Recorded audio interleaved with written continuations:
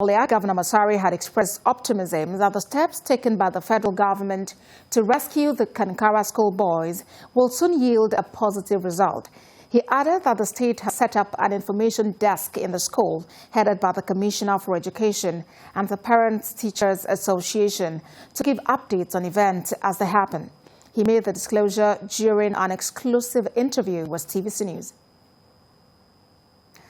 Well, it's been a heart-wrenching weekend for parents of the over 300 schoolboys kidnapped at the Government Science Secondary School, Kankara, in Katsina State. Well, residents believe the attack on the school by the bandit may have been a reprisal against an earlier attack on their enclave. What more do we know about this incident? Defense correspondent Sifon Isien explains in this report. Usman Abdullah is grappling with the sad reality.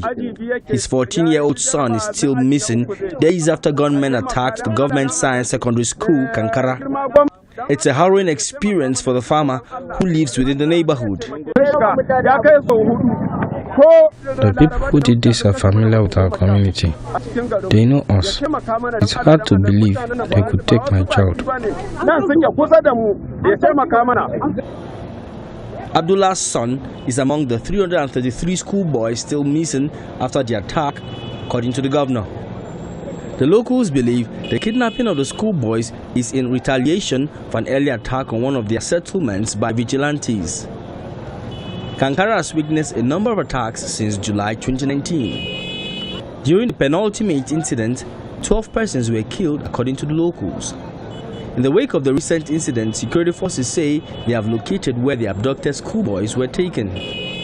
The very likely culprits are the bandits that are operating in the northwest, especially by the information from the Ministry of Defense that they've been sighted in a nearby forest, which is close to Kankara. If you look at the map, you will see the forest roughly about maybe less than 100 kilometers from Kankara.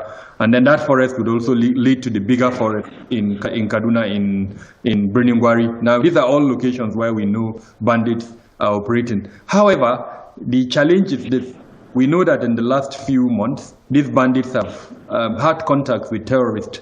And the way this abduction happened is reflective of the Chibok abduction. The incident has sparked protests in the Katsina state capital, and more groups are threatening to take to the streets. It also raises arguments about the status of the Safe School initiative launched after the Chibok schoolgirls' abduction. I recall that in 2019, Nigeria signed what is called Safe School Declaration.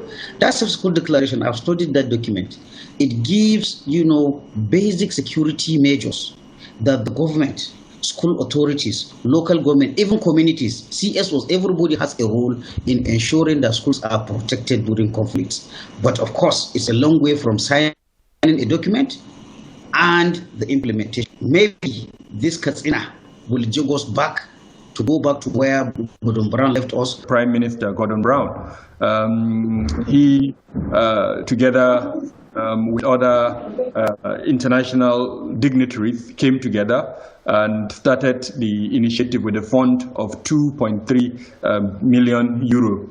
And the objective of that fund was to support schools, school communities, including pupils, teachers, school administrators, to enhance their security profile. Also, the communities where the school are located improve their security. And then lastly, vulnerable populations within school environments to improve their safety and security.